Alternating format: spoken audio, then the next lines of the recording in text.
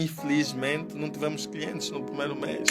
De repente, o tal projeto em que você investiu todas as finanças não está a dar dinheiro. Foi duro, mas foi duro mesmo. E eu chegava a casa completamente esgotado. Nas redes sociais eu sempre aparecia a rir. Não, esse está a viver bem. Nesses momentos você vê de facto quem está ao teu lado. E a minha esposa, eu tenho que dar esse props a ela. Nesse momento foi excelente. Ela não teve aquela postura do gênero, te avisei. Durante esse período da criação da JM, não passou na mente do Dr. José Mayanda, por que não sair desse país? Por que não emigrar? Por que lidar com as dificuldades desse país para a criação de um escritório de advogados? Sempre que você põe dinheiro no bolso de alguém, é mais fácil aquela pessoa lembrar-se de ti. Sempre fui muito curioso, então já arranjava computador, já fazia algum dinheiro para comprar perfumes e outras coisas. Ele que é o dono de um dos maiores escritórios de advogados daqui de Angola e uma referência no mundo jurídico angolano. Nós estamos aqui com o dono e CEO da JM Advogados, o Dr. José Mayanda. Dr. José Mayanda, seja muito bem-vindo ao nosso podcast.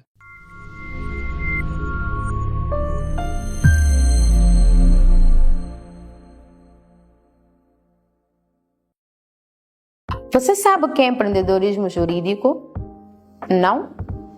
Eu sou a Kátia Moura e convido você a aprender no primeiro Fórum Nacional de Desenvolvimento e Empreendedorismo Jurídico, que vai decorrer no dia 7 de maio, no auditório da Universidade Católica, junto ao Largo das Escolas, no 1º de maio.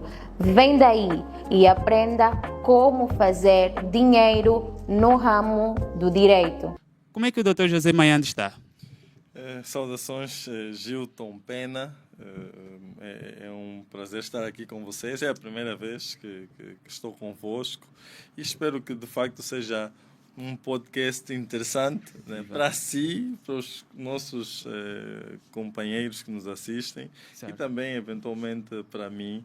Então eu estou bem, é uma honra estar ao seu lado. Muito obrigado, Dr. José Mayanda. Dr. José Mayanda, nós vamos começar o nosso podcast com algumas questões mais pessoais, certo? E eu gostaria de saber, em primeira instância, sobre quem é o Dr. José Mayanda realmente, de onde é que o Dr. José Mayanda vem, quais são as origens reais do Dr. José Mayanda? Para essa questão de origens reais, fico um pouco preocupado, mas vamos lá. Eu sou simplesmente um cidadão licenciado em Direito pela Universidade Católica de Angola. Eu sou da geração 2011, 2015.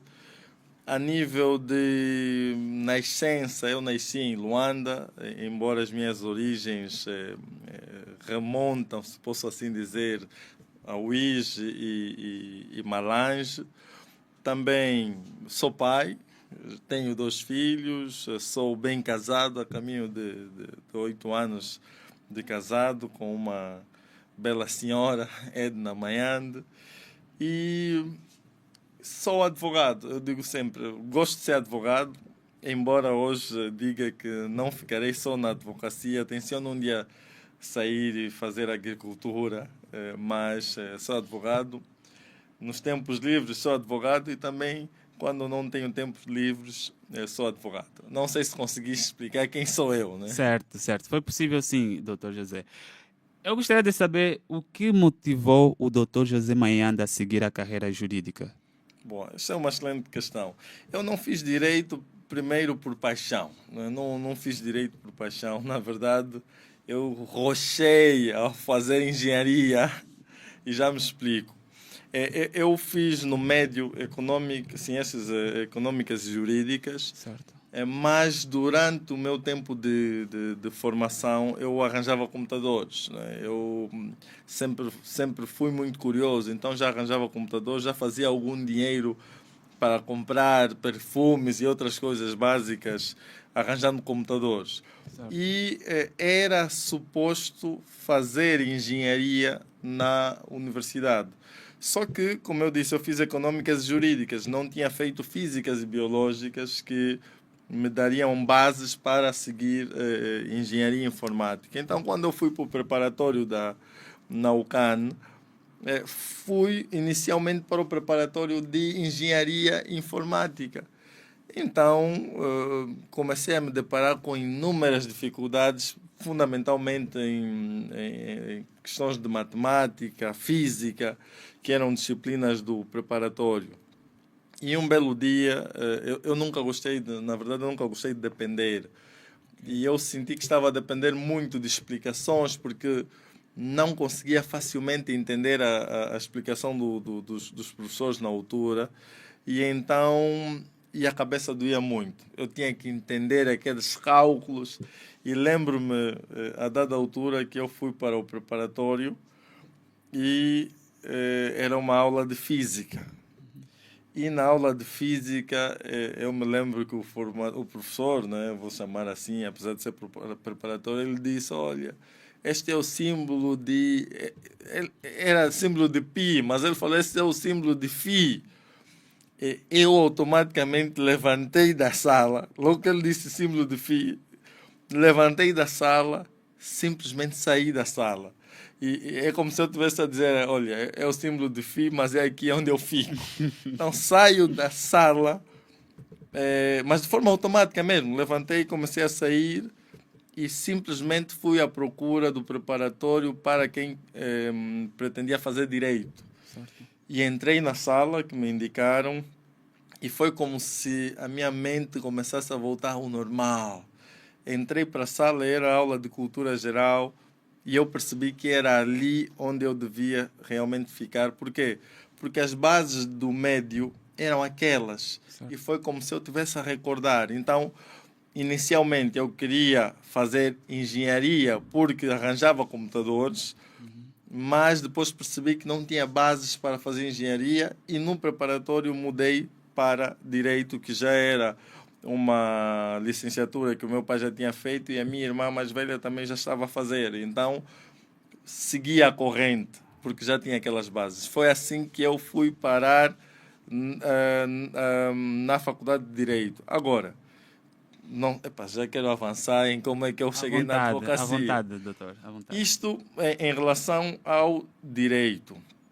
Em relação à advocacia, eu quando termino o primeiro, ou melhor, quando termino o quarto ano de direito, comecei a pensar seriamente naquilo que eu iria fazer pós-licenciatura. E a minha mente estava muito vocacionada para uma empresa de consultoria, mas nunca para a advocacia de imediato. Na verdade, a advocacia foi um recurso por não ter conseguido entrar no outro sítio. Mas é importante contar mesmo essa história para os nossos colegas que estão a nos ouvir, estão a olhar para aqui, não sei se olho para aqui. O que aconteceu? Eu não era meu foco direito. O meu pai advocacia. O meu pai na altura já era advogado, mas eu queria estar numa empresa, a trabalhar por conta de outrem, a ganhar algum valor, algum dinheiro e depois eventualmente empreender. Certo. Mas o que aconteceu? Eu não fui admitido em nenhum concurso, em nenhum recrutamento que eu me candidatei. Nenhum. Mas aquilo era chumbo, era um chumbo de verdade, aquilo era. Lembro-me que um dos primeiros foi da Deloitte. E na Deloitte foi muito marcante para mim, porque eu fazia parte da Associação dos Estudantes e na altura nós organizávamos feiras de empregabilidade. Uau. E então nós tínhamos contacto direto com o RH de várias empresas e nós tivemos vários contactos com a Deloitte, por exemplo. E então, quando eles pretendiam recrutar, eu era um dos candidatos. Mas eu fui para o psicotécnico, para os exames, e ali eu percebi que, olha, às vezes ser sincero demais te custa uma vaga. Que é uma questão... Eu digo sempre, só no JM Advogado é que ser sincero não vai te prejudicar. Eu não conheço os outros. Mas tinha uma pergunta que, olha, onde é que você se vê em 5 anos? Eu ali coloquei, olha, eu me vejo a empreender e tal. Eu não sei se aquilo foi uma boa estratégia, mas eu não passei no da Deloitte. Depois, na altura, veio, um Milênio. Não era ainda Milênio Atlântico, era só Milênio Angola. Fiquei no Milênio. Depois tive a oportunidade também mas já para aqui, PwC, fiquei na PwC. Depois teve um outro que foi da PGR. Da PGR foi meio engraçado porque um amigo meu, Décio Cauende, meu amigo Décio, meu irmão, ele estava com alguns envelopes. E então eu pergunto para o que você está a levar? Ele disse, não, estou a levar aqui alguns CVs, pediram para a PGR. Eu disse, olha, põe lá o meu também. E, olha, esse é um outro conselho. Meus caros colegas, se pediram a vaga, ou se pediram que você entregue o CV, leve só o teu ou das pessoas que foram orientadas. Ele colocou o meu. E infelizmente ele não foi chamado. Eu fui chamado. Mas por alguma razão depois também não entrei. Depois veio um outro concurso, outro recrutamento do Atlântico. No recrutamento, já Milênio Atlântico. Como estava muito próximo a data do meu casamento, eu disse ali, olha, mas ali eu já estava como advogado estagiário, mas quero contar ainda aqui os fracassos, né? Certo.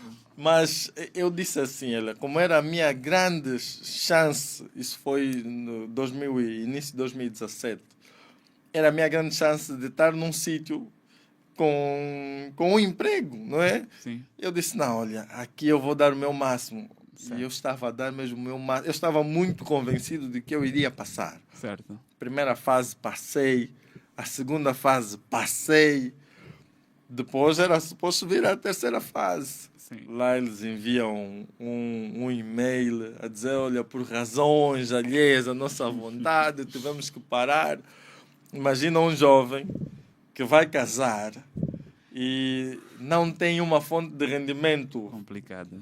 real, fixa e adequada a receber aquela notícia. Olha, foi duro para mim e eu chorei mesmo. Chorei. A minha companheira, a Edna Manhande, foi ter comigo na altura. Né? Estávamos a avaliar. E também naquele mesmo dia, o pai o meu amado sogro Sim. tinha me convocado para falar sobre temas do casamento. Então, imagina.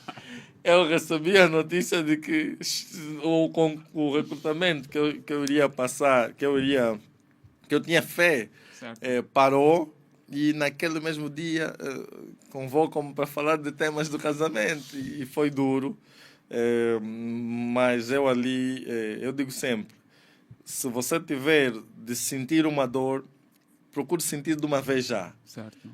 Eu, se tiver de chorar por uma derrota, por exemplo, eu digo sempre, chorar é normal. Mas se eu chorar hoje, tenha a certeza de que amanhã eu já estarei renovado para outra batalha. Sim. Então, eu falhei, ou seja, neste nem falhei porque o recrutamento foi cancelado. E um último que eu ainda me lembro foi o da contratação pública. Certo. E ali eu chumbei bem mesmo. Chumbei bem. Por quê? Porque eu, na verdade, não dei a atenção devida a analisar as matérias que devia analisar. Certo. E lembro-me que na hora da entrevista, eram três pessoas que estavam a fazer a entrevista e perguntaram-me o que é que o Ministério das Finanças faz.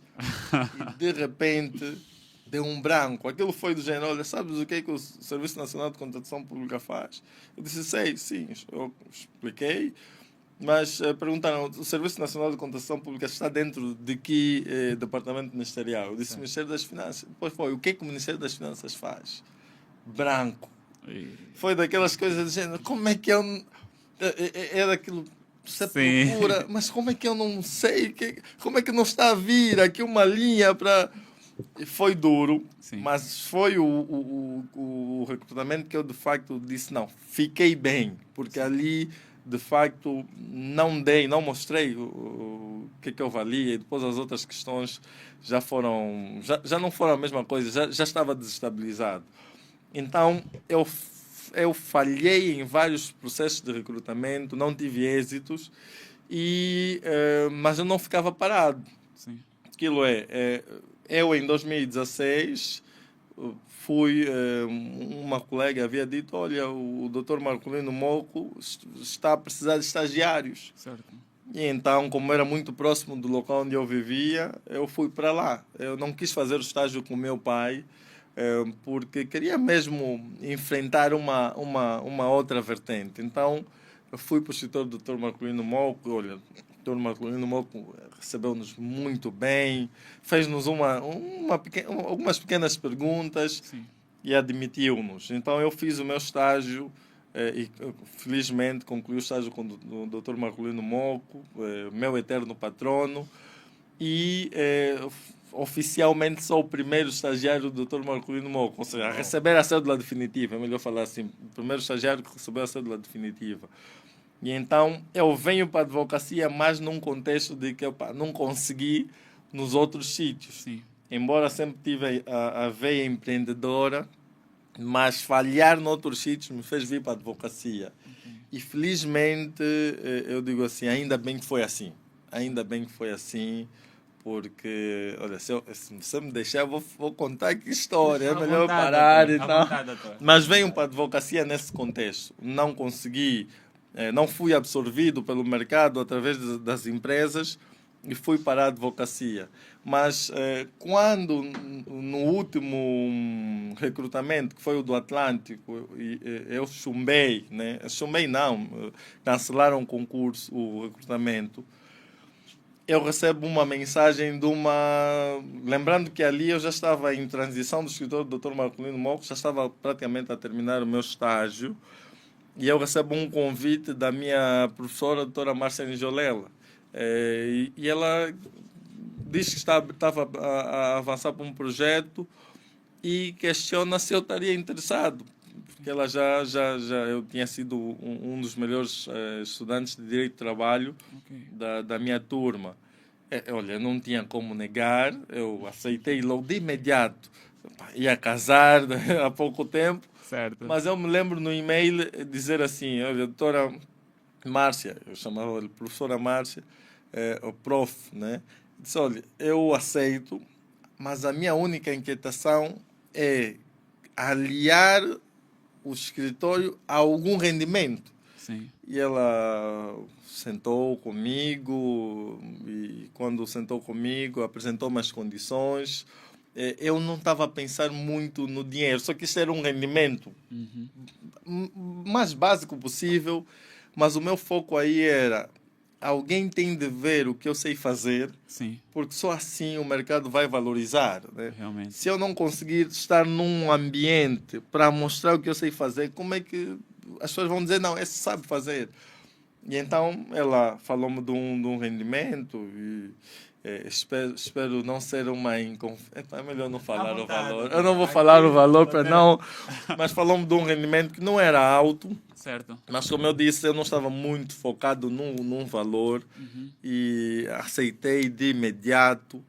E haviam condições lá no escritório da doutora Márcia que já eram uma grande evolução para mim. Certo. Estava a vir do escritório do Dr. Marcolino Moco. No fundo, no escritório do Dr. Marcolino Moco eu não tinha um computador de trabalho individual. Sim. Mas no escritório da doutora Márcia eu já recebi um computador, não digo um portátil, mas já tinha um computador individual de trabalho. Ok. E depois também a localização dos escritórios era muito privilegiada, o tal à tona. E algo que me marcou muito foi que, se por um lado eu não entrei no Atlântico como funcionário, depois já fiz aqui publicidade, não é? Mas não faz mal. Vontade, mas depois eu, no escritório da doutora Márcia, consegui trabalhar e no fundo, prestar trabalhos ao Atlântico enquanto advogado na altura. E aquilo para mim foi uma coisa excelente. E vale ressaltar que é algo muito interessante que a doutora Márcia, na altura, eu diria assim, nós somos muito compatíveis tecnicamente. E muitas vezes nós fazíamos o seguinte: tínhamos um posicionamento, mas um servia de advogado do diabo, não é? E era muito interessante. Então aquilo era, o posicionamento é este, mas o outro lado tinha que encontrar os argumentos para contrapor, para ver quão sustentável era o argumento. Então foi uma parceria interessante. E pelo escritor da doutora Márcia, depois aquilo foi, exerci as funções. Depois eu recebo a cédula definitiva, porque eu preferi receber a cédula definitiva mesmo pelo escritor do Dr. Marcolino Moco. Ok. Recebo a cédula definitiva em 2018. E depois, tal como eu já tinha informado a doutora Márcia, eu tinha alguns processos individuais. Sim. E então, quando eu recebo a cédula definitiva, eu passo a ter o desejo de dar sequência da marca JM como escritório. Uau. Mas eu não queria deixar de colaborar com a doutora Márcia. No fundo, eu queria continuar a colaborar com o escritório, mas numa roupagem mais soft. Sim. E, na altura, o que eu decidi? Eu disse, eu já estou com a cédula definitiva, tinha um espaço onde eu vivia, na verdade, um espaço do meu pai, e nós configuramos aquela parte. Eu digo, a primeira versão do JM começou em 2018. Então, reconfiguramos aquela parte e eu falo com a doutora Márcia da necessidade de tirar férias, porque eu queria refletir melhor. Sim. Mas antes disso, como no escritório existiam algumas coisas que não estavam bem em termos de planificações, eu fiz primeiro um relatório, uma espécie de um diagnóstico. Olha, doutora Márcia, eu queria sair de férias, mas olha, tem aqui um diagnóstico de como está o escritório. E eu recebi um dos melhores desafios para a minha própria carreira profissional. E eu digo sempre, a doutora Márcia, felizmente, não tem dificuldades de apostar nos jovens. E ela disse, olha, elogiou-me por ter feito aquilo e propôs-me o desafio de administrar o escritório durante 3 meses. Uau. Para depois vermos se conseguíamos ultrapassar aquelas questões. Então, de alguém que queria tirar férias, aquilo foi serviu como um combustível. Disse, olha, doutora Márcia, eu aceito, independentemente de não receber nada. Então, foram 3 meses de trabalho intenso e vimos que, de facto, o escritório precisava daquilo. Depois de 3 meses, lá renovamos a gestão, mas já em condições diferentes, já recebia alguma coisa. E eu geri o escritório até 2019. Okay. Em 2019 eu começo a ter também, eu brinco sempre, crises existenciais, né? Ou seja, eu não tinha deixado de trabalhar em processos próprios. Sim. E então, de forma muito transparente, eu não gosto de ter conflitos mentais. Eu tinha partilhado isso. E então a minha carteira de clientes individuais estava a aumentar, né? E já estava difícil ficar no escritório. Sim. E então, depois de muitas reuniões, o vosso podcast vai ficar muito grande. Estou mesmo aqui a falar. Nosso podcast, por via de regra, demora Exato. mesmo muito. Então, o que acontece? O meu companheiro também está a ouvir a história. Yeah. Então, o que acontece? Eu, a dada altura, tive que conversar com a minha companheira, já estava casado, não é?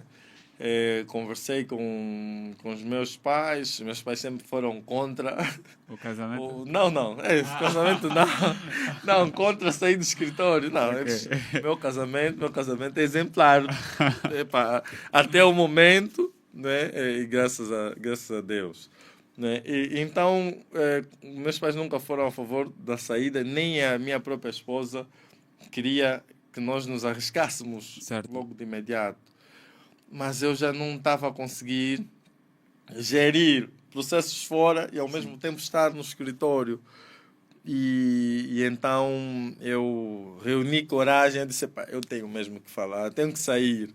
Certo. Mas na altura também já cogitava a possibilidade de se me apresentarem uma proposta de sociedade, o que é que eu faço? Ok. Mas lá reuni coragem, pedi para conversar com a doutora Márcia, mas na altura a doutora Márcia tinha uma viagem. Mas eu também elogio muito o discernimento da doutora Márcia. Ela tem uma capacidade de prever ali algumas coisas. E então, o que é que acontece? Ela viaja primeiro e então eu tive que adiar a conversa. Sim. Quando ela retorna, eu me lembro que a doutora Márcia estava com um problema no carro, mas eu já não queria esperar, sabe? Eu tinha que falar. Então eu disse, não, doutora, eu vou buscar a doutora e tal, lá com o nosso carro, costumamos dizer carro do pão, né? Fui para o canto, peguei a doutora Márcia. E antes de eu... Você vai buscar alguém, né? Primeiro vai perguntar como é que foi a viagem, essa é a introdução. E antes de eu tocar no assunto de querer sair do escritório, Sim. a doutora Márcia, de forma muito, eu diria, sábia, ela diz que eu tenho estado a me esforçar muito pelo escritório e não era justo que eu ficasse apenas como um advogado sênior do escritório. Então ela disse, olha, eu queria convidá-la a ser sócio. Olha, parecia aqueles cenários das novelas em que alguém vem e quer falar uma coisa de repente. E eu parei, eu disse, essa parte eu não tinha estudado. E então eu tive de retornar com uma nova informação para casa e também para os pais de que, olha, eu recebi essa proposta. E de facto foi bom.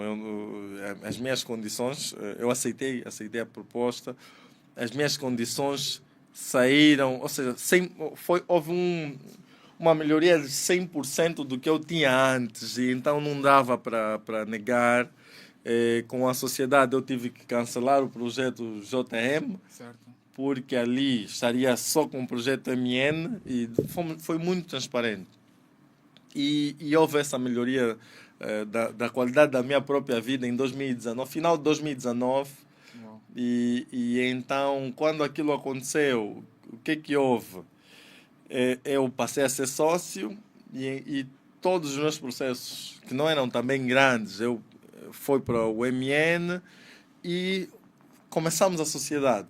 Éramos os únicos sócios, nós trabalhamos de forma muito eficaz. Em 2020 veio a pandemia, mas eu costumo dizer, enquanto outros escritores ficaram prejudicados com a pandemia, nós não. Nós trabalhamos mais na pandemia, porque as pessoas tinham muitas questões. Epá, como é que vão ser os trabalhadores? E nós trabalhávamos muito com direito de trabalho. Ok. Como é que ficam os trabalhadores? Recebem ou não recebem salário? E nós trabalhamos muito. Eram muitos pareceres. Certo. E foi na pandemia que eu comecei a escrever os meus primeiros artigos. Sim. Para as redes sociais e a divulgar primeiro no WhatsApp, grupos do WhatsApp. Então, na pandemia, eu começo a assumir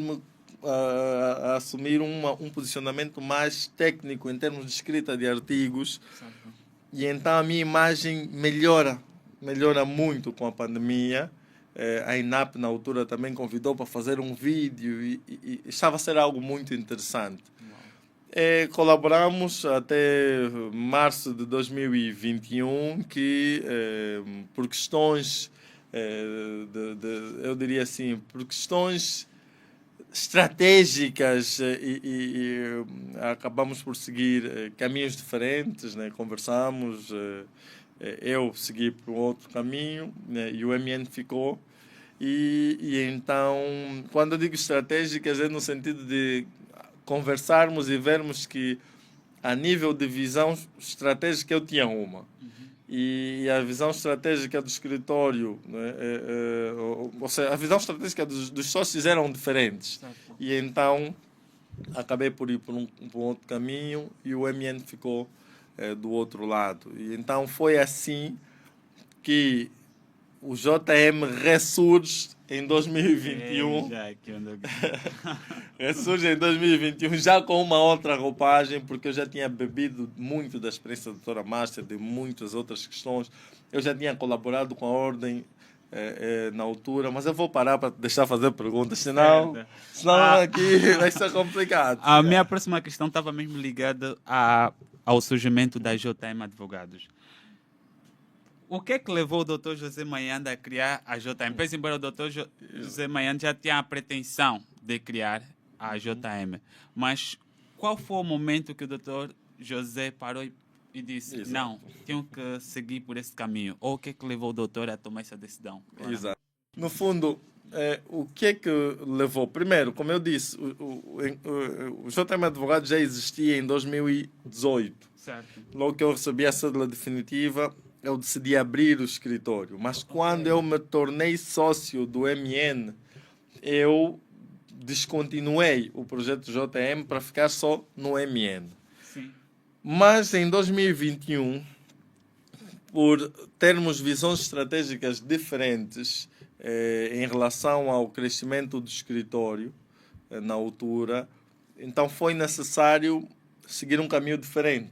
Certo. Então, inicialmente, não havia em si, eu não tinha uma vontade extrema, vou assim dizer, olha, a todo custo. Eu não queria voltar com o JM a todo custo. Não é? Na verdade, foram questões de visões diferentes entre os sócios que não foi possível compatibilizar. E então, depois de conversarmos, depois de avaliarmos que não tinha como ser de uma forma, e então acabamos por decidir, na verdade eu acabei por tomar a iniciativa de partilhar com a doutora Márcia que queria alcançar uma determinada visão estratégica de outra forma. Sim. E então ela concordou, né? Ou seja, quando digo concordou, ela no fundo consentiu, não é? Ela aceitou aquela que era a minha perspectiva.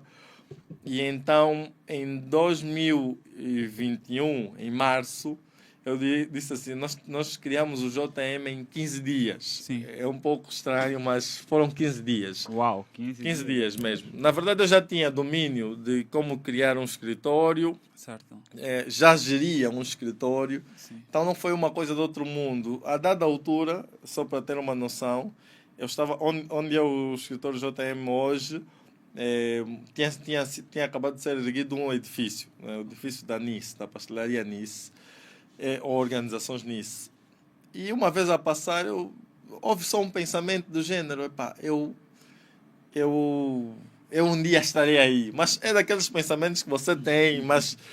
Sim. Então, quando se torna claro que, de facto, eu sairia do escritório MN por decisão própria, então eu ligo para alguém que eu já conhecia da pastelaria Nice, que eu já, na verdade, teve um litígio na altura que eu representei uma trabalhadora, então conheci um dos senhores, o senhor Francisco Caiaia. Eu ligo para ele e questiono como é que estava o espaço. E ele disse, olha, aqui só ficou um espaço para ser arrendado. E por incrível que pareça, era mesmo o espaço que nós queríamos. Uau. E nós fomos para lá, vimos o espaço, mas o valor da renda não estava dentro da nossa capacidade. Okay. Eu, quando saí do MN, eu saí na convicção de que não receberia nada. Eu quis simplesmente sair. Não exigi nenhuma condição, mas depois eu fui informado que receberia um determinado valor. Eu disse, foi interessante. O valor, quando nos deram aquele valor, nós imediatamente fomos para fechar com a Nice. Sim. Mas quando chegamos na Nice, aquilo foi bem engraçado. A tabela anterior já não tinha efeito, ou seja, tinha sido atualizado o valor da renda. Mas nós já tínhamos mentalizado que tínhamos que ficar aí. Então, o valor foi mais reduzido? Foi maior, foi quase o dobro do valor que nós tínhamos encontrado. Mas nós já tínhamos mentalizado, dissemos, é aqui. Sim.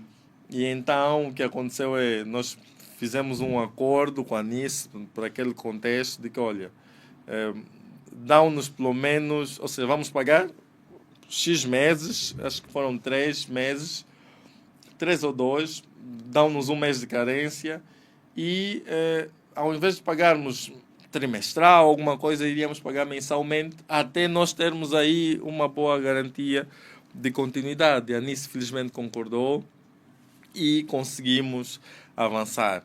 Mas engana-se quem pensa que, olha, chegamos lá, era já matar. Não. Aquilo foi uma rocha grande no primeiro mês. E veja que nós, quando fomos para lá, nós não tínhamos clientes relevantes. Não é porque, olha, estou a abrir o escritório, já tenho clientes e ainda estávamos naquele medo da pandemia. Ok. E quando lá chegamos, eu não sei se ouve-se bem, porque estou aqui a falar um pouco distante do micro, né? Mas quando lá chegamos no escritório, infelizmente não tivemos clientes no primeiro mês. Uau. Primeiro mês veio nada, segundo mês nada. Eu que na altura, por exemplo, no escritório MN, eu já me dava o luxo de cobrar 80 mil kwanzas por consulta. Uau. Eu quando fui para o escritório JM, queria manter no primeiro ano o mesmo nível. Sim. Mas foi uma rocha grande. Aquilo você para ver o primeiro 80 mil, nada. Não, a pessoa desistiu. Veio outro, mais 80, nada. Você imagina para alguém que é chefe de família, que já tinha um rendimento. Sim. E até os teus pais ou seja, respeitaram, mas não concordaram com aquela perspectiva de sair. Sim. Tu não estavas a ser enxotado do antigo escritório, Sim. não é? E,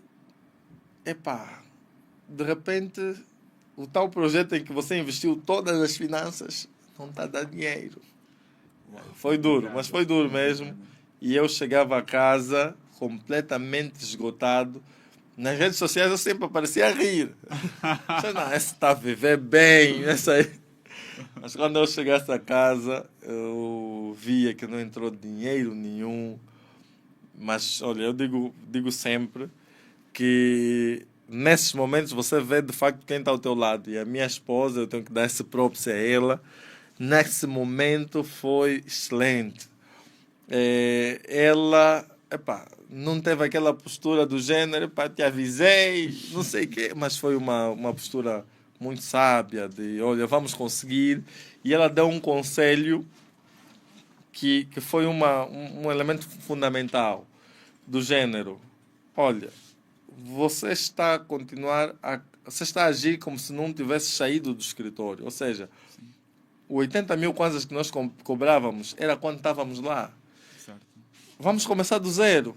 Vamos colocar um valor de consulta atendendo ao estágio. Ou seja, as instalações estão boas sim, mas vamos fazer do zero. Não vamos cobrar 80, vamos cobrar um valor mais baixo. E começamos a cobrar valores mais baixos e a coisa começou a dar certo. E lembro-me que o primeiro valor que nós recebemos na conta do escritório foram 25 mil kwanzas. De um mecânico, nosso mecânico. 25 mil kwanzas de uma carta que nós tínhamos que fazer. Depois houve um amigo, acho que eu nunca contei essa história a ele, mas fica já aqui no podcast, o Alberto Puna. Ele queria uma coisa. Eu estava convencido de que ia cobrar menos. Okay. Eu disse, assim, o que ele me pagar já vai dar, porque até era uma pessoa próxima. Uhum. Então, na minha cabeça, eu disse assim, homem, eu aqui não vou, isso que você está me pedindo para fazer, isso vai dar um trabalho. E na minha cabeça estava, acho que eu vou lhe cobrar tipo um 30 ou no máximo 50. Okay. Mas eu não disse, eu disse, não, diz você, aqui. E ele, na altura, diz, olha, eu aqui também não tenho muito, eu só tenho 100. Você imagina? Só que você aí não pode gritar, olha, você está me dando mais dinheiro. Não, aquilo é manter a postura, você diz, 100, mas só 100. Só 100, mas fica assim. Mas no teu coração tu está a dizer, poxa, eu só ia cobrar tipo 50 ou 30, ele já meteu 100. Eu disse, nem mais. Mas isso para mostrar o quê? No início, não foi... nós não tínhamos a base que nós temos hoje. Então, com o conselho que a Edna havia dado, nós passamos a dizer assim, não, vamos começar do zero. E começamos a cobrar valores mais baixos. Depois aquilo foi nos dando confiança. Depois, nós já sabíamos do nosso valor, mas o mercado não sabia. Então nós tínhamos que dar primeiro ao mercado e fomos subindo e foi assim que o escritório nasceu, a ponto de hoje eu escrever, já publiquei e as pessoas já sabem que nós não cobramos honorários baixos. Certo. Eu costumo dizer que os nossos honorários não são baratos. Sim. Hoje, obviamente, você já não vai encontrar consultas no nosso escritório àquele preço, mas é assim que o escritório existiu, é assim que ele foi criado. Certo. Dr. José Mayanda, eu gostaria de saber também quais foram, ou melhor, não, como o Dr. José Mayanda já falou sobre os obstáculos, penso que posso pular Pode essa perguntar questão. de novo, que se calhar eu vou falar bem de alguns obstáculos, Certo. esteja à vontade. Ok, então vou formular mesmo essa questão. Quais foram os maiores obstáculos que o Dr. José Mayanda enfrentou no período da criação da JM Advogados? Exato. O primeiro grande obstáculo foi não ter uma carteira de clientes já constituídas, uma carteira rentável, né? Então nós fomos sem ter essa carteira, sem ter um cliente que sustentasse o escritório. Então isso foi um obstáculo. Por quê? Porque todo e qualquer projeto na fase inicial tem de dar errado. Sim. Quando eu digo dar errado, é o quê? É aspectos que você eventualmente só vai conseguir notar no campo e é normal que você tenha feito maus cálculos partindo de uma visão de projeção e então o negócio geralmente no início vai dar errado. É normal dar errado no início para que você vá corrigindo. No nosso caso foi mais duro, por quê? Porque nós não cumprimos com pressupostos para a abertura de um escritório, como por exemplo ter já alguns clientes, regulares. Isto foi um obstáculo. Depois, embora o meu nome já estivesse em construção, eu não era o José Mayanda que sou hoje, né? Não tinha ainda essa imagem consolidada, essa imagem construída. Não era eu hoje em dia, eu não sei quantas mensagens eu recebo por dia só para questões jurídicas, mas na altura eu não tinha, para receber mensagens a questionarem, eu não tinha essa solicitação regular, não tinha criado um público ainda, uma audiência. Então não ter ainda criado essa audiência também era um obstáculo. Depois, algumas pessoas, que obviamente não poderei citar nomes aqui, algumas pessoas acabaram por fechar algumas portas que eu já tinha aberta na altura, antes de abrir o escritório, e isso também contou como dificuldade. Também existiam aspectos ligados à minha própria estrutura de custos. Eu tinha uma dívida que, no fundo, fazia com que a maior parte do valor que eu ganhasse eu tinha que canalizar para aquela dívida. E então, isso também foi uma grande dificuldade. Então, as grandes dificuldades estão ligadas à carteira de clientes, porque sem honorários o escritório não sobrevive. Podemos falar muita coisa. Se não tiver clientes para pagarem honorários, sim, não se drama.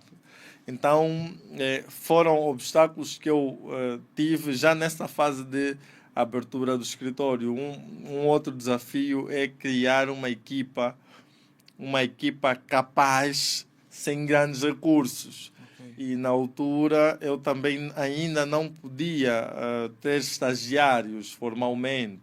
Sim.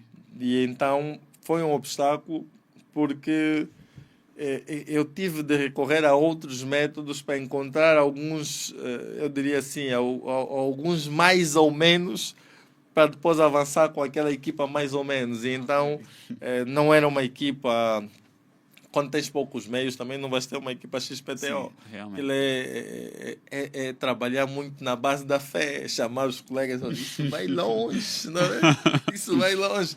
É alimentar muito isso, mas hoje, felizmente, os colegas que acreditaram no projeto veem alguns frutos. Ainda não estamos no nível que nós gostaríamos, Certo. mas uma coisa eu tenho a certeza, também só depende de nós agora, só depende de nós. Viva.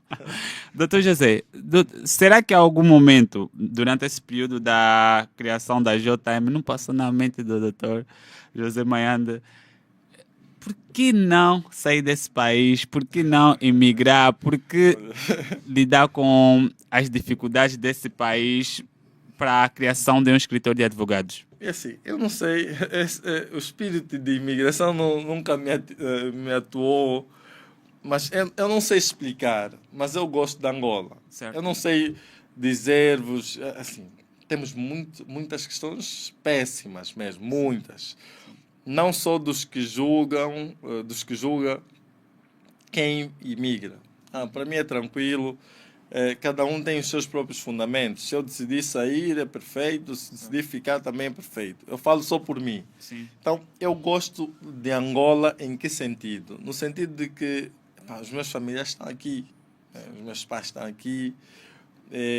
Eu também não sou amigo do frio, né? Não sou amigo do frio, mas eu sou uma pessoa de pessoas. Okay. E sinto que as coisas que eu mais, ou as coisas e pessoas que eu mais valorizo estão aqui.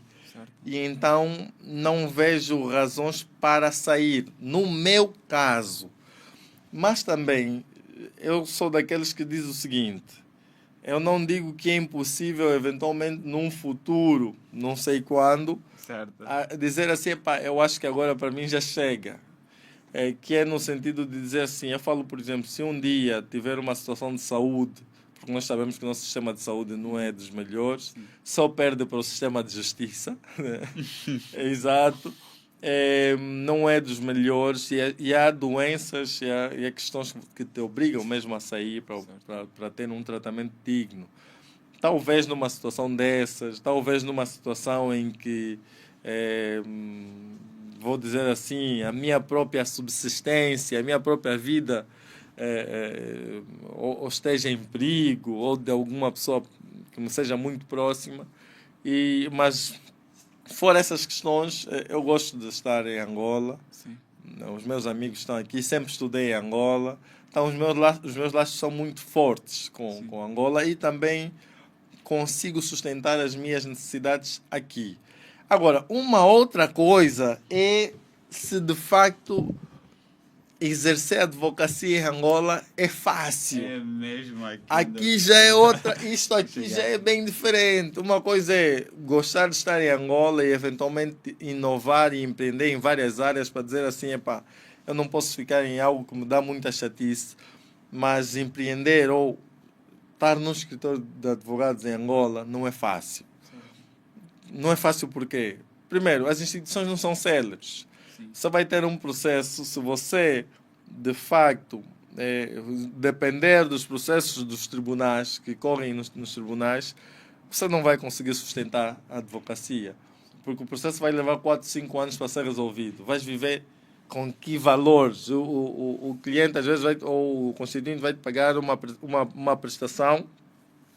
Há ainda aqueles colegas que só dependem dos resultados, e eu acho que é muito complicado. Dentro de 5 anos você tem necessidades, o que é que vai fazer? E há outras situações em que também para ter um cliente de qualidade você tem que ter algumas estratégias. E às vezes você não é bom em informática, não sabes mexer bem com o computador, não trabalhas bem com as novas tecnologias e há outros fatores. Dependendo e aqui em Angola infelizmente isso há setores que você só acede com network. Sim. Ou seja, influência, para ser um pouco mais preciso. Existem setores da advocacia que você não entra por trabalhar muito bem. Porque não, eu sou tecnicamente bom. Não, você é tecnicamente bom, vai ficar aqui nos 100 mil kwanzas, 500, 1 milhão, podes até chegar a 10 milhões. 20 milhões, 30, tudo bem, pode chegar. Não estou a dizer que são esses processos que eu tenho, né? Mas obviamente nós também já não estamos a lutar para uma advocacia muito básica, né? Nós também queremos ter uma advocacia rentável. Certo. Mas processos que você vai ter, por exemplo, um resultado de 1.000 milhões, 3.000 milhões, ou vamos até dizer, olha, entradas regulares acima de 8 ou mais dígitos. Não é com a advocacia nos termos do artigo X, não. Ali já não é só a parte técnica. Sim. Você vai ter de ter boas relações. O lobby vai ser muito fundamental para ascender. E nós aqui em Angola, a advocacia mais rentável ainda é dominada por escritórios que têm uma matriz estrangeira, fundamentalmente portuguesa. Os escritores angolanos, nativamente angolanos, ainda estão nessa advocacia muito básica. E um dos meus grandes deveres também é continuar essa interação para dizer assim, nós podemos conseguir uma advocacia mais rentável. Certo. Por quê? Porque hoje em dia, você, para prestar serviços a uma empresa petrolífera do topo, muitas vezes você acaba por ser subcontratado de entidades estrangeiras que têm contratos com essas entidades. Na verdade, você vai prestar serviço por interposta pessoa. Você vai ser um intermediário, praticamente, eu diria assim. Intermediário até... não diria, mas o intermediário é a própria entidade. Sim, mas nesse caso um terceiro. você vai ser simplesmente um terceiro. Certo. Mas hoje é possível ter uma advocacia rentável em Angola, mas você precisa de ter muitas estratégias, precisa de perder muito tempo a planificar, executar, beber de outras fontes. Mas exercer a advocacia em Angola não é fácil, mas é possível. É possível. Hoje nós estamos aqui, tanto quanto eu sei, não tenho nenhum padrinho na cozinha. Continuamos a exercer. Só precisamos ser o quê? Precisamos ser destemidos. Sim. Precisamos acreditar que é possível e fazer as coisas acontecer. Ou seja, não esperar, porque eu digo assim, vamos lá pensar nessa vossa iniciativa, né? Ainda estamos dentro do tempo, não sei, já estou a falar durante muito tempo. Veja o seguinte, essa vossa iniciativa por si só não é rentável. Sim, sim, não é. Você no fundo está a fazer para amor à camisola. Olha, agora comecei a sentir calor, não sei se pode pôr só o AC aí no... Estava sentindo. Exatamente. Exato. Pode pôr mesmo já no mínimo dos mínimos, pelo menos ali. O que acontece? Até perdi-me o que eu estava a falar. Sim. O doutor esteve a explicar acerca da dificuldade da rentabilidade. Estava a falar aqui da rentabilidade. Exato. É assim, primeiro, a grande questão é a audiência. Sim. Não é? Sim. Vocês têm esse projeto de podcast, nós também por acaso temos um. Sim. Mas por si só não é rentável. Sim. Porque você primeiro precisa de ter a audiência e depois, dependendo da qualificação dessa audiência, é que dali pode sair alguma coisa em função de um conjunto de coisas associadas que você vai fazer. Sim. Mas, por exemplo, o podcast por si só não é rentável. Não é. Imagina, olha, quando você já tiver uma audiência qualificada, ali já podem aparecer pessoas que querem que o produto delas chegue na audiência qualificada que você tem. Certo. Por exemplo... através, eu vou falar, por exemplo, de mim, que felizmente já tenho aqui uma audiência interessante.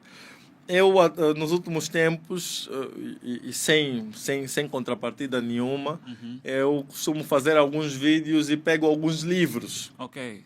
E, na maior parte das vezes, pelo menos todos os vídeos que eu fiz com um livro na mão, várias pessoas questionaram onde podem comprar aquele livro. Uau. Então, já é uma via. Por exemplo, quando um dia, para dizer, aqui está duro, agora vou começar a cobrar, já nos podcasts, em função da audiência, você já pode dizer, pá, tenho aqui esse livro, quem quiser ter o livro aí, já pode pagar alguma coisa. Certo. Depois, se aparecer uma outra marca, uma outra entidade que queira colocar algo lá, mas primeiro você tem que ter a audiência. Sim, realmente. E a parte mais dura é essa, é construir a audiência. Mas hoje em dia eu também já digo que já não é tão difícil como há alguns anos, porque mesmo em termos de roteiro, tens o chat GPT que pode ajudar a criar roteiros para isso. Depois, tendo audiência, não significa que com audiência automaticamente você vai conseguir vender. Okay. Há pessoas que pensam que basta ter 1.000, 30.000 seguidores que vai dar tudo certo. Não. Sim. Eu vou contar uma experiência relativamente a eventos. Felizmente, no tempo da Dibinza do JM, nós tivemos que realizar várias formações. Okay. E conseguimos entender algo. O facto de alguém se inscrever na tua formação não significa que vai pagar a tua formação. Por quê? Porque entre a manifestação de interesse e a concretização do pagamento, há um hiato, há um tempo, há um intervalo que você tem de engajar as pessoas que se mostraram interessadas. E esse é o ponto em que muita gente falha. As pessoas não engajam os interessados e pensam que por eu colocar uma pessoa muito importante no evento, aquilo é garantia de que o evento vai encher. Não. Para o evento, de facto, ser um sucesso, você tem que engajar as pessoas. Tens que mostrar porque é que elas têm de se inscrever. Ela já se inscreveu, tens que mostrar porque é que ela tem de pagar, o que é que ela ganha. Então, há muitas formas de fazer, de facto, de tornar rentável a nossa atividade jurídica, mas, como disse, o podcast por si só não torna isso rentável, mas é um desafio. Hoje em dia, felizmente aqui em Angola, eu sou daqueles que diz assim, eu não acho que o advogado, até posso falar o jurista, deve pensar só na advocacia para ganhar dinheiro, mas pode pensar, nós hoje temos muitas soluções tecnológicas que ao serem aplicadas no direito vão ser muito rentáveis. Mas eu vou parar por aqui para fazer as outras questões antes que o tempo termine, porque eu aqui quando começo a falar, esse é um problema. Certo.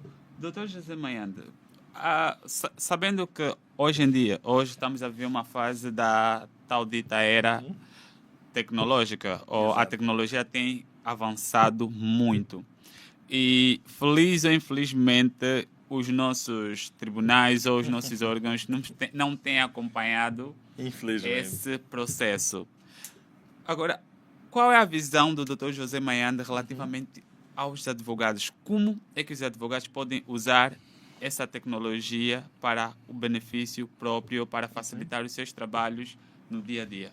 Exato. Primeiro, tal como já dissemos, se o advogado depender dos tribunais, infelizmente vai morrer pobre. Certo. Infelizmente. Porquê? Porque por não serem rápidos, não serem céleres, a resolução dos problemas demora muito. Sim. Isso significa que até ele pegar outro processo ou até ter processos mais rentáveis, há um intervalo de morosidade muito alto. Então, isso faz com que os advogados tenham de pensar em outras formas. Há muita gente, eu sou daqueles que pensa muito fora da caixa. Certo. Infelizmente, há muita gente que olha a advocacia de uma maneira muito clássica. Olha, a nossa profissão não é uma profissão que visa o lucro. Não, o advogado se exerce a advocacia, eu pelo menos exerço a advocacia para sustentar as minhas necessidades, as necessidades dos meus familiares. E se você vai fazer para sustentar as necessidades, você precisa ter dinheiro.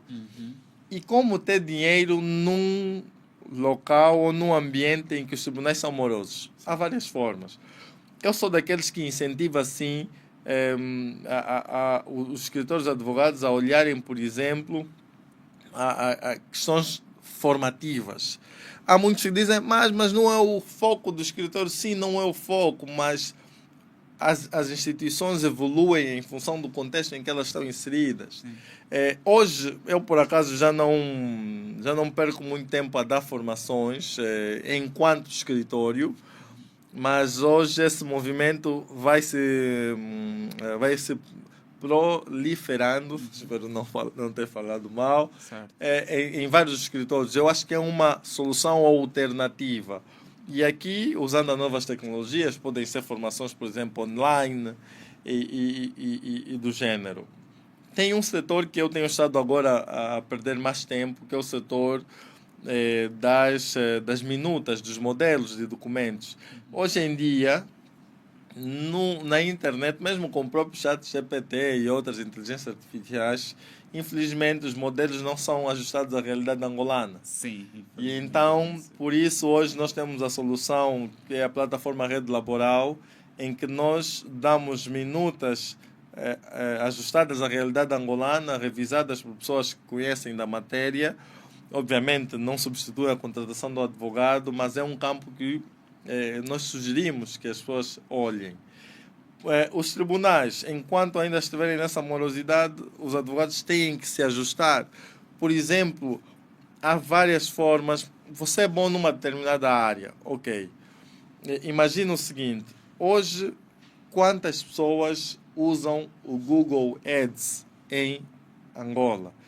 Eu não sei se o Gilton conhece o Google Ads. Sim, conheço. Mas quantos advogados conhecem o Google Ads? Muito. Penso que devem ser muito. E depois é aquela questão, conhecer e usar. Certo. Eu, por exemplo, uso muito o Google Ads. Não tenho como não usar o Google Ads. Mas poucos advogados sabem o que é isso. Sim. Poucos advogados têm um perfil no LinkedIn, no Facebook, no Instagram. Ou seja, e muitos que têm esses perfis mais para ficam aí não é uma ferramenta de trabalho, mas hoje as pessoas estão no digital. Então, se os advogados não olharem para aí, infelizmente vão morrer pobres, salvo se eles estiverem num daqueles meios privilegiados que eu já disse, em que facilmente conseguem dar um parecer e receber 1.000 milhões de kwanzas. Sim. Se estiver nesse meio, ok, mas para nós que não estamos nesse meio, é importante investir em plataformas digitais, é importante obter esse conhecimento. O chat GPT para mim veio facilitar muito. Sim. Mas se você nem o mínimo do chat GPT sabe usar, meu colega, eu acho que só tenho a desejar boa sorte. Mas aqui, deixa-me só aproveitar e dar aqui uma nota que já não se justifica que os tribunais sejam tão morosos como eles estão atualmente. Porque nós hoje temos muitas ferramentas gratuitas que os tribunais podem usar. O Zoom tem a versão gratuita. Existe a possibilidade de ter audiências online. Sim. Podem ser audiências online. Nós também temos os e-mails. Quantos tribunais notificam por e-mail?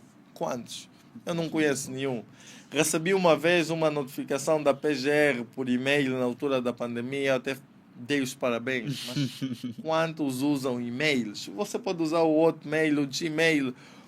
E mesmo a versão paga dessas ferramentas não é tão cara. E nós não precisamos olhar a justiça sempre de uma maneira gigante. Quer dizer, eu tenho que gastar balúrdios. Hoje, com soluções tecnológicas muito, mas muito básicas, o tribunal anda. Você consegue notificar, você consegue reduzir a quantidade de papéis que são impressos. O juiz, se receber uma peça, pode dizer assim, olha, advogado que trouxe a peça, envie também a peça em formato digital. Vai reduzir o tempo que ele às vezes tem que transcrever. Se ele usasse pelo menos tecnologia ou inteligência artificial, ainda podia ir, olha, carrega lá o documento e te dá a versão digitalizada. Mas isso aí é de outro mundo para eles. Peça o documento em formato digital. A parte do autor, do réu, envia em formato digital. Ele não tem que ficar aí a transcrever. Mas são soluções tão básicas que você não entende. Eu, pelo menos, tenho dificuldade de entender. Por que elas não são aplicadas? Certo. Eu tenho dificuldade de entender. Mas como eu não posso lutar contra o sistema, porque senão eu fico depois quem fica maluco sou eu. Eu dou as minhas sugestões e procuro alguma solução, Certo. porque eu não posso ficar sem sustentar a minha família. Né? Sim, realmente. Doutor José Mayanda, como é que foi esse processo de começar a gravar conteúdos na internet? Será que no início o doutor José Mayanda sentia um pouquinho de receio, uma vergonha? Porque os advogados, por via de regra, ou na sua maioria, têm aquela... Ou anteriormente tinham aquela percepção de que advogado não pode se expor muito, advogado tem que ficar só num canto, alguma coisa do gênero.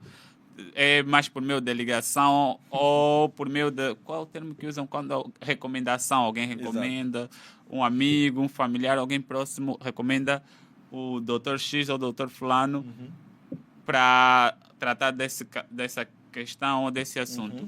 Como é que foi esse processo do doutor José Mayanda ir para a internet? Exato. Assim, para mim não foi muito difícil, porque, como disse, eu quase que seria engenheiro informático, né? Mas bati na rocha, então eu tinha algumas bases já de informática. Certo. Mas não significa que me senti tão à vontade para entrar no digital. Eu comecei a entrar no digital de verdade em 2020. Eu já tinha as contas criadas. Por exemplo, eu demorei muito para ter Instagram. Certo. Demorei muito, porque achava que o Facebook, mesmo o LinkedIn, o meu LinkedIn não era muito alimentado, mas eu achava que o Facebook já dava, porque eu tive boas experiências na universidade em criar algumas páginas. Eu criei uma página na universidade, ficou praticamente páginas dos estudantes, e depois, quando eu saí, eu crio a Jurisbook.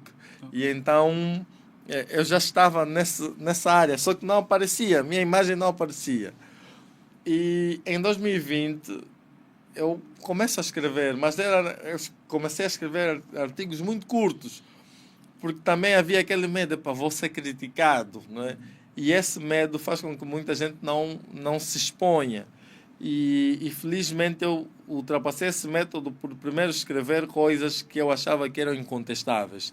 Imagina, você vai dizer assim: o que é Lei Geral, o que significa LGT? LGT significa Lei Geral do Trabalho. Vais publicar, ninguém vai te criticar. Significa LGT, Lei Geral do Trabalho. Sim. Então comecei nessas coisas básicas, mas depois eu fui vendo que se me criticar é tranquilo. Então, ultrapassar do medo da escrita, né, porque também, modéstia à parte, não escrevia mal, veio a parte dos vídeos. E eu ainda tenho os meus primeiros vídeos lá no YouTube, no meu canal. Se forem ver os primeiros vídeos, eu não falava também tão à vontade. A minha voz não saía assim tão tranquila. Se afinar a voz, tá vendo? Voz sexy, tá vendo? Então, mas à medida em que o tempo foi passando, você publicava o vídeo, alguém deu, olha, aqui a tua voz está estranha, aqui... E você ia melhorando. Então, em função também dos feedbacks que ias ouvindo. E foi assim, os vídeos, salvo erro, eu comecei a gravar em 2021, porque eu, quando saí do outro escritório, do MN, e abri o JM, aquilo meu caro, se você não trabalhar, não vai comer. Sim. E então, eu bebo muito do mercado brasileiro. Na altura também encontrei o Érico Rocha.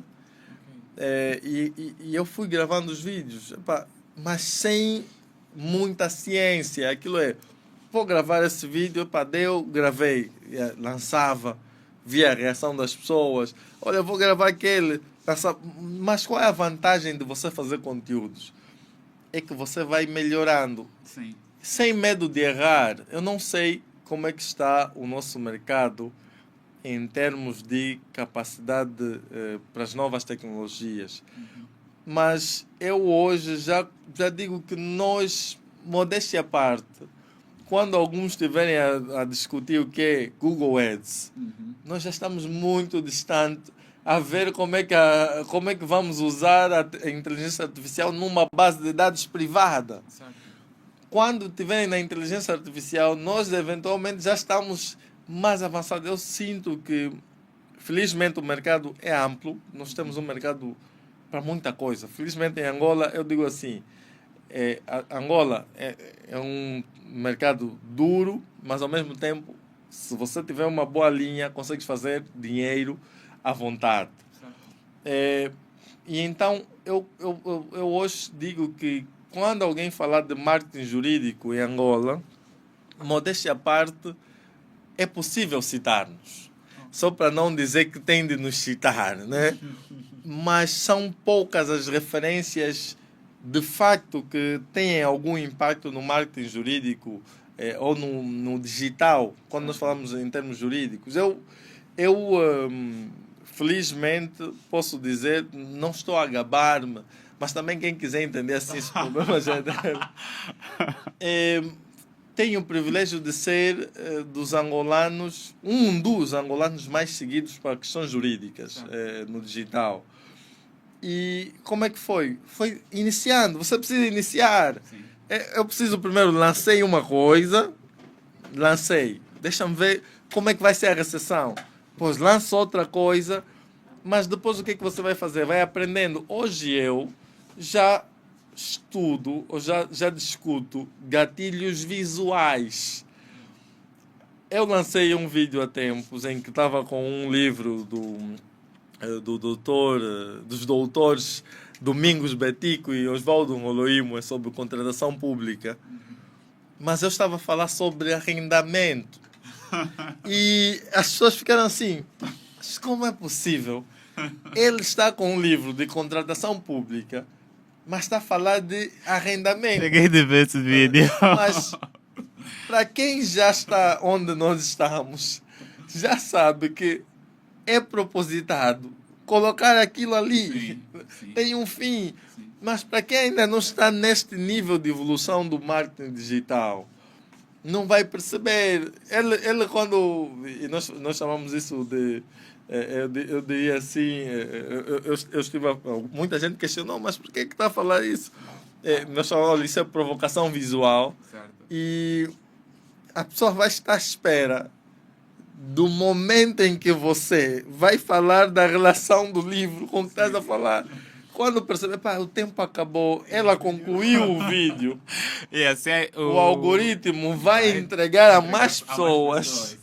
E o que de facto vai acontecer é que nós, a nível de marketing, vamos avançando. Então, hoje, nós já pensamos nisso, já sabemos, olha, que nós precisamos prender a atenção das pessoas nos primeiros 3 segundos. Sim. Se você não fizer isso, não tens como. E hoje, como eu digo, são poucas as pessoas que felizes, assim, que têm a possibilidade de, em várias redes sociais, conseguir algum público. E, então, e nós, felizmente, eu quando recebi, e hoje também é um pouco mais científico, quando eu recebi a informação de que o TikTok era a segunda rede social mais usada em Angola, eu não tinha como não ter TikTok. Sim. A primeira coisa que eu fiz foi, vou criar TikTok. Por quê? O público está ali. Então criei o TikTok, felizmente hoje já somos mais de 30 mil, só no TikTok. Uau. No LinkedIn, 21 mil seguidores. Uau. No YouTube, estamos em mais de 7 mil. O Facebook já há um bom tempo não crescia, mas com o vídeo do arrendamento e da procuração irrevogável disparou, já estamos em 11 mil. Que outra rede social? O Instagram, como alguém diz, o Instagram é dos que usam creme, né? Cresce mais lentamente, mas te dá uma audiência muito qualificada. Certo. Facilmente consegues ter clientes no Instagram quando estás em níveis mais altos, porque o Instagram consome muito a internet. E de facto, as pessoas não seguem de qualquer forma no Instagram. E se tiveres 10 mil seguidores no Instagram com um conteúdo relevante, significa que tens uma boa audiência. E já tive vários clientes vindo do Instagram, felizmente. LinkedIn, vários clientes. No Facebook e no TikTok é que vem... é que tens mais pessoas com pouca capacidade de pagar honorários. Infelizmente, Facebook, TikTok, não espero grande coisa, mas Instagram, LinkedIn, YouTube, vais tendo algumas pessoas com uma boa capacidade. Já falei muito. Certo. Outra questão que eu gostaria mesmo bastante que o Dr. José Mayande tocasse tem a ver com as oportunidades ligadas ao mercado jurídico angolano. Eu inicialmente gostei, amei muito ouvir o Dr. José Mayanda falar sobre o seu percurso, porque quem vê o Dr. José Mayanda hoje em dia, o que passa na cabeça?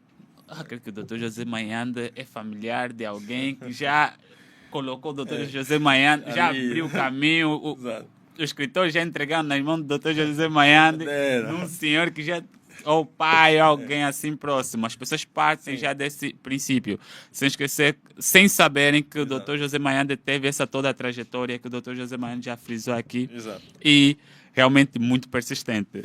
Muito persistente, porque foi desafio após desafio. E como é que o Dr. José Mayande verifica hoje o mercado jurídico angolano?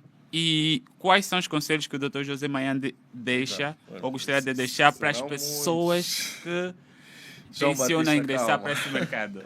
É assim, eu acho que hoje é mais fácil ter oportunidades no mundo do direito do que antes. Okay. Embora pareça mais difícil para muitos estudantes, mas está difícil. Eu digo assim, primeiro, hoje você tem redes sociais, ponto número 1. E é muito fácil construir audiência hoje do que no passado. Hoje em dia, se você tiver uma boa qualidade de vídeo, então, assim, primeiro, não precisa de uma excelente qualidade de vídeo, mas se você tiver uma boa qualidade de vídeo, certo, dominares conteúdos e publicares usando os gatilhos mentais, tem os gatilhos mentais e tem os visuais, né? Certo. Mas usares esses gatilhos, você vai facilmente construir uma audiência. Uau. Facilmente. Agora, obviamente, no mercado já tens outras pessoas que fazem isso. Sim. E eu costumo dizer assim, é mais fácil seres absorvido quando as pessoas já têm uma noção de quem você é. Por exemplo, a primeira coisa que eu recomendo para questões de oportunidades é você tem que ter redes sociais atualizadas e com fotografias aí bem bonitas. E hoje em dia, mesmo se você tirar uma foto em casa, só a tua cara, com a inteligência artificial já consegues pôr uma boa foto do perfil. Que é o teu Instagram, o teu LinkedIn. Se não consegues dominar muito, mas LinkedIn tens de ter. Okay. Põe lá uma fotografia adequada, uma boa informação tua. Depois, você tem que se perguntar o que é que você quer. Tá bom, o que é que eu quero? Pode ser que você queira estar num escritório. A pergunta é, conheces aquele escritório? O que é que já sabes daquele escritório? O que é que aquele escritório faz? E depois pesquisar quais são os locais frequentados por pessoas daquele escritório. Não, eles geralmente estão associados com isso, estão associados com aquilo. Produza conteúdos que te levem até essas pessoas. Imagina, eu costumo dizer, se você... Vou depois de adaptar. Se você quer ganhar 100 milhões de kwanzas, você não pode investir 100 mil kwanzas para ganhar 100 milhões. Você não vai ganhar 100 milhões se investir 100 mil kwanzas. Vai ter que investir mais. Uau. Você vai ter que passar a ideia, ainda que não seja aquilo, mas você tem que aparentar que és uma pessoa que já tem os 100 milhões. Então a pergunta é, se você aparenta ser uma pessoa que está mesmo a sofrer, dificilmente vai ser absorvido. Certo. Então vamos lá ver o que é que você pode fazer. Criei o meu perfil muito bonitinho. Olha, imagina, vou até dar aqui um props para mim, não é esse o caminho só. Imagina, aquela instituição está a organizar uma conferência. Olha, o nosso escritor está a organizar a segunda edição da conferência laboral, se me permitirem, eu depois faço à vontade, Vitor, à vontade. Está a organizar uma conferência. Está a cobrar um valor para você entrar. Mas você sabe, se você for naquela conferência, vais te cruzar com A, B e C. E você acha que não tem dinheiro. Vai pedir dinheiro emprestado. Não sei se vai fazer como, se vai bater ficha ou se vai fazer o quê. Mas vais ter que investir alguma coisa. Certo. Para estar num local onde aquelas pessoas estão. Depois... E uma nota que eu dou, hoje o chat GPT veio diminuir muita coisa. Se você pode ir para o chat GPT e dizer assim, quais as melhores estratégias para ser absorvido por um escritório de advogados, ela pode pôr em Angola, imagina. Certo. Mas imagina o seguinte, pessoas que estão em determinado nível precisam de acessos e informação também. Às vezes você pode aceder a essas pessoas por dar uma informação privilegiada. Imagina que você está a ver que a pessoa está a organizar um evento. Ou imagina que você está a ver que a pessoa está a organizar uma coisa. Tente ver, imagina, vou assistir o vosso podcast e vou ver, não, acho que aí... imagina que eu quero uma parceria com vocês, mas eu estou a ver que aí falta isso. Eu vou arranjar uma forma de vos dar esse elemento. Dizer assim, olha, eu vi ali e por acaso notei que falta isso. Certo. E eu conheço isso que pode vos fornecer isso. Okay. A pessoa vai de facto prestar atenção. Mas eu recebo milhares de mensagens. Olha, pedidos de estágio para mim são milhões. Eu se abrir aqui agora o LinkedIn, já tem pedido de estágio. Não tem como na JM. Agora, imagina, lembro de um colega que está agora na nossa área de comunicação. Certo. Ele... O que é que ele viu? Nós precisávamos de alguém para a área de comunicação. Mas não estávamos a perder tempo para sentar, para traçar, não, vamos pegar. Mas eram assim coisas. Uma vez eu abro o meu LinkedIn, certo, e encontro uma mensagem do Efraim. Olha, doutor, notei isso. Eu gostaria de pedir um estágio não remunerado. Eu até brinco sempre, olha, talvez a estratégia do estágio não remunerado, essa é estratégia, vem? Olha, estágio não remunerado, e apresentou um conjunto de coisas que ele já fazia. Ok. Eu, como já precisava de alguém dessa área, a primeira coisa, fui ver o perfil dele. Ver, não, como é que ele escreve, não encontrei erros. Apenas no LinkedIn ou também no LinkedIn. Primeiro foi LinkedIn, para vir, ok. Marcamos uma reunião, foi virtual. Certo. Foi virtual. Perguntei algumas coisas que estavam no CV dele para saber se era de facto. Ok, depois marcamos uma presencial e vi que ele tinha uma base. E, de facto, ele trouxe uma coisa que eu já necessitava naquele momento. Eu precisava institucionalizar as informações do escritório, a comunicação do escritório, e ele é alguém formado nessa área, apareceu e apresentou aquilo. Imagina alguém que trabalha com petróleo e gás, ou alguma coisa do gênero. Você sabe, não. Quais são as informações que seriam interessantes para essa pessoa?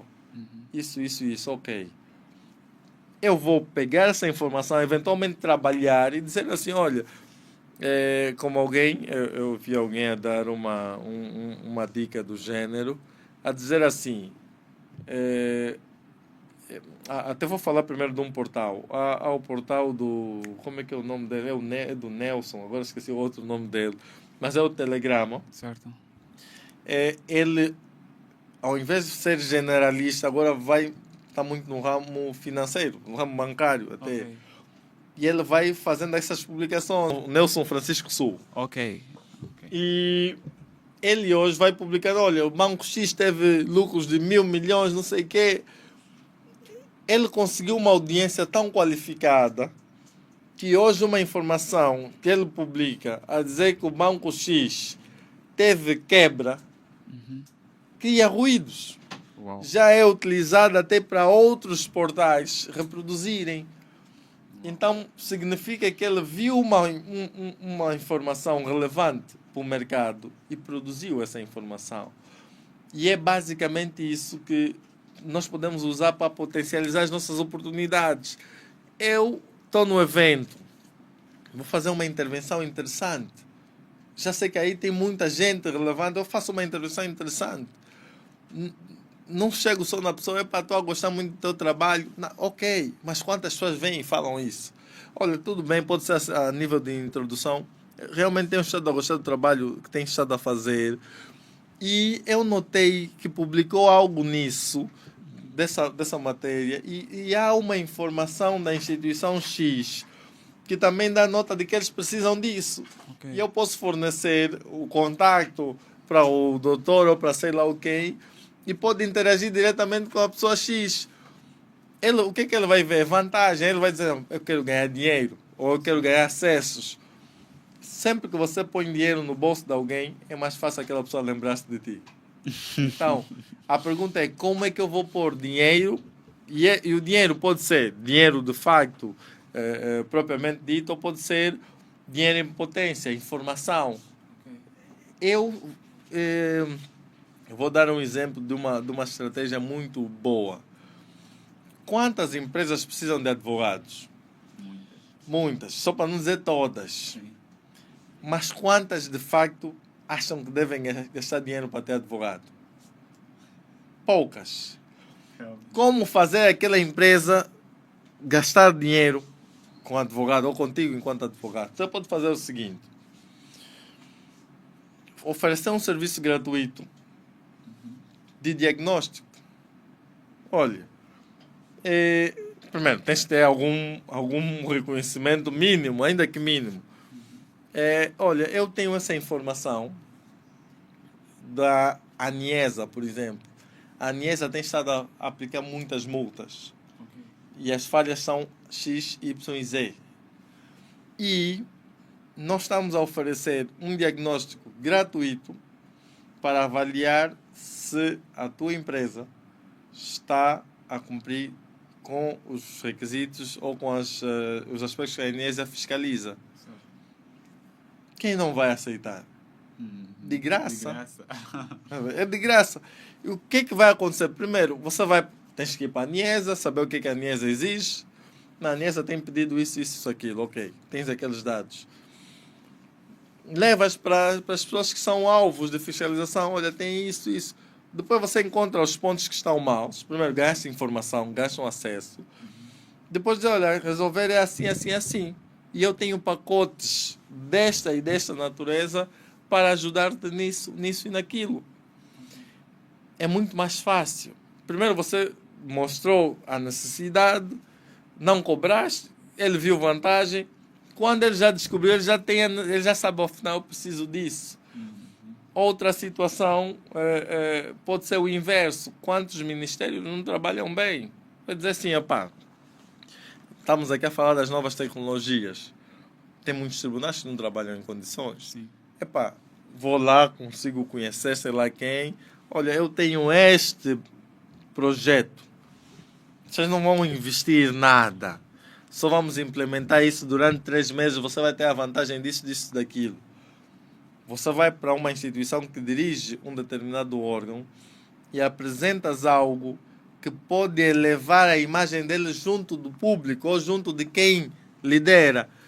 O que essa pessoa vai ver? Vai imaginar, eu vou estar bem, então se ele vai me ajudar, ok. Agora, obviamente, dependendo do local, você não vai ter o acesso tão simples. Você imagina, você não vai chegar, olha, quero reunir... Doutor José Maiano já me deu algumas ideias aqui.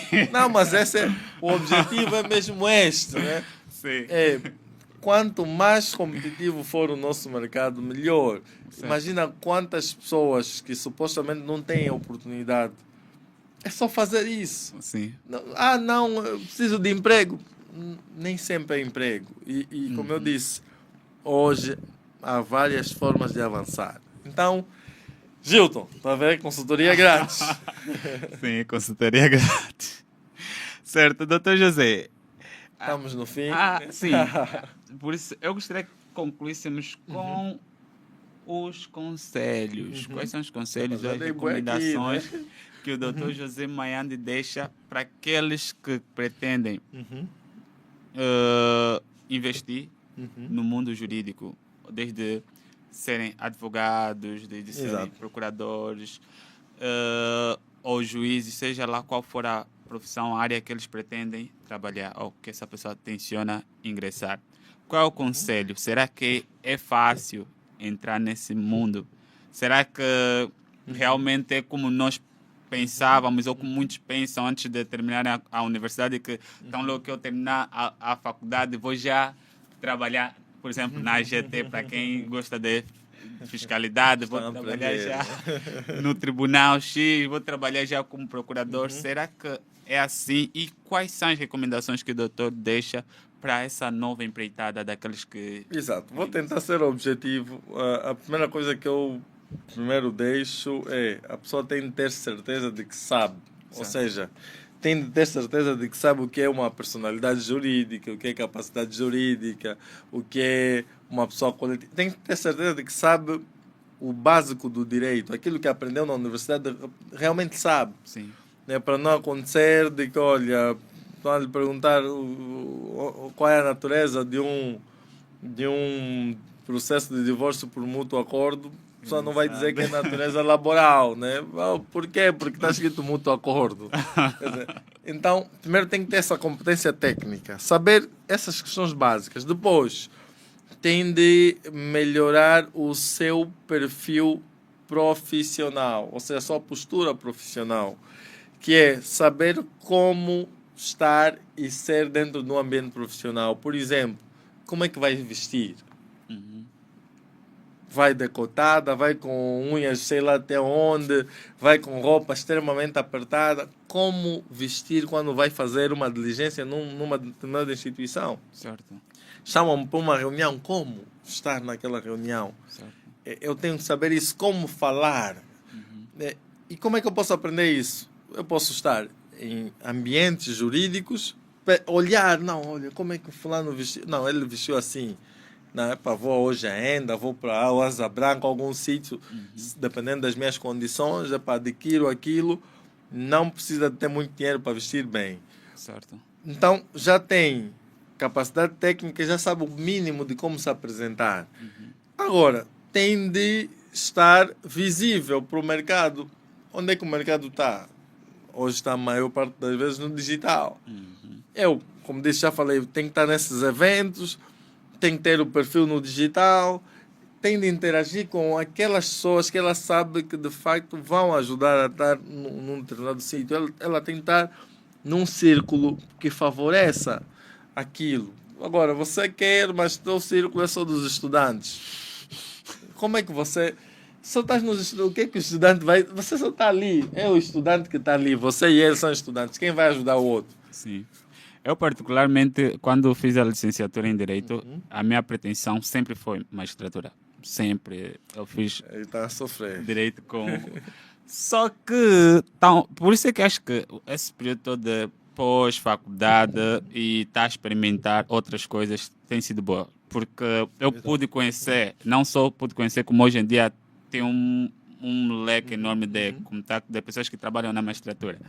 E eu consigo ter uma noção clara agora de como é que é o dia a dia desses profissionais. E aos poucos eu fui começar pensando em mudar um pouquinho. Espero nunca estar aí. Espero, mas nunca se diz nunca, mas eu não me vejo como magistrado. O magistrado tem muitas restrições. Eu gosto de empreender, gosto de fazer várias coisas. Certo. Mas já tem muitas limitações, tem que pedir autorização para tudo e mais alguma coisa. Mas sonho é sonho, né? Sim. Se eu não tivesse sonho...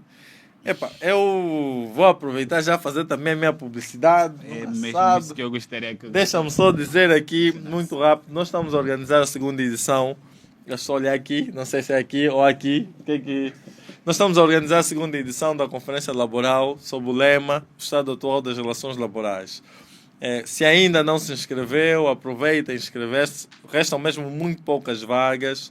Nesta altura, nós estamos a falar de mais de...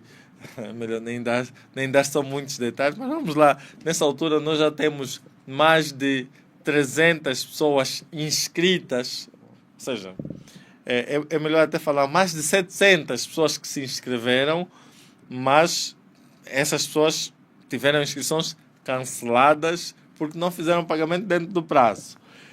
Nessa altura restam sim poucas vagas, estamos já agora a menos de 17 dias do evento e aproveite, inscreva-se. O evento vai ser no dia 22 de maio, quinta-feira, na Escola Nacional de Administração e Políticas Públicas, ENAP, na Samba, Estado da Corimba.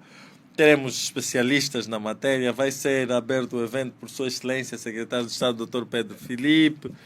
As discussões serão lançadas pela doutora veneranda juíza conselheira presidente do Tribunal Constitucional, doutora Laurinda Prazeres. Teremos outros especialistas, Eu se começar a citar o nome, depois eu vou esquecer de um e vou trazer problema, mas vários especialistas na matéria vão discutir questões como as providências cautelares, outras questões sobre o Código do Processo de Trabalho, questões como as lacunas, imprecisões e incoerências da Lei Geral do Trabalho e suas soluções. Tantos temas, sabe? Questões como a problemática do assédio e a privacidade do trabalhador e também questões de fiscalização do cumprimento das normas laborais pelas instituições competentes como a Inspeção Geral do Trabalho, Inspeção Geral do Trabalho e também a PGR. Olha, inscreva-se, eu lá estarei. Eu não sei se o Gilton, desculpa. Não sei se o Gilton já se inscreveu ou não, mas ainda tem tempo, Gilton, João Batista. Então, será um prazer estar com vocês. Acessem www.jmadvogado.com/conferência ou liguem para o número que está nesse site. Então, é isso. Até estou tão cansado. É muita correria esses dias. Gilton. Sim, Dr. José Mayanda. Mais uma questão. A última das últimas, que na realidade eu gostaria que o Dr. José Mayanda informasse como é que as pessoas podem ter acesso aos conteúdos do Dr. José Mayanda. É bem simples, muito simples. Basta escrever José Mayanda na Google, vai lhe dar várias ligações para outras plataformas. Tem o LinkedIn, o YouTube, o canal também é José Mayanda, o Instagram, o Facebook. E temos o nosso próprio site do escritório, que é o jmadvogado.com. Além disso, como disse, temos a plataforma Rede Laboral, que é redelaboral.com, em que as pessoas podem adquirir várias minutas para a sua rotina laboral. É fácil encontrarem-me, basta escrever o meu nome na Google e está lá tudo e mais alguma coisa. A minha vida é um livro aberto. Muito obrigado, Dr. José Mayanda, por nos brindar com esse conteúdo maravilhoso, por esse conteúdo muito rico, que eu tenho a certeza que muitos dos que nos acompanham realmente, principalmente para os estudantes, aqueles que estão para ingressar nesse mundo, estão mais abalizados sobre como é a realidade do mercado jurídico angolano, mas não para estarem com medo, mas sim para estarem mais preparados para lidarem com essa situação. Sendo assim, chegamos ao final de mais um podcast do nosso vosso canal FD Juris. Não esqueçam, subscrevam o canal para receberem mais conteúdos do gênero. Deixem nos comentários qual o próximo assunto que gostariam que fosse abordado. Deixem também, não esqueçam também de nos seguirem nas outras redes sociais, nas diversas plataformas digitais. E, um ponto que eu estava a esquecer completamente, no dia 7, João Batista. No dia 7 desse mês, nós teremos o nosso fórum, que será o Fórum Nacional de Desenvolvimento e Empreendedorismo Jurídico.